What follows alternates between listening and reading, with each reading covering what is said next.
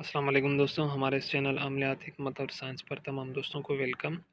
ہمارے ایک بھائی نے سوال پوچھا ہے کہ السلام علیکم سر جی، دوحہ والا نسخہ میں جب تانبا پارا کی گولی بنائیے تو اس سے ٹھوس کر کے جست میں پکائیے یا نرم گولی کو ہی جست میں آگ دیں۔ ہم نے ایک ویڈیو اپلوڈ کی تھی، تو اس سے متعلق ہمارے دوست نے یہ سوال پوچھا ہے۔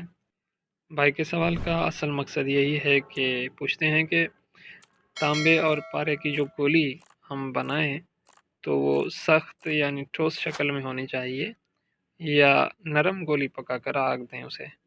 تو بھائی صاحب، یہ جو گولی آپ بنائیں گے یہ تازہ گولی آپ نے بنانی ہے، ٹھیک ہے؟ تازہ گولی بنا کر جس کے پاؤڈر میں رکھ کر بند آگ دے دیں۔ آگ قریب 2.5 کلو کی ہونی چاہیے۔ جب آگ ٹھنڈی ہو جائے تو گولی جس کے پاؤڈر سے باہر نکال کر چرخا دیں۔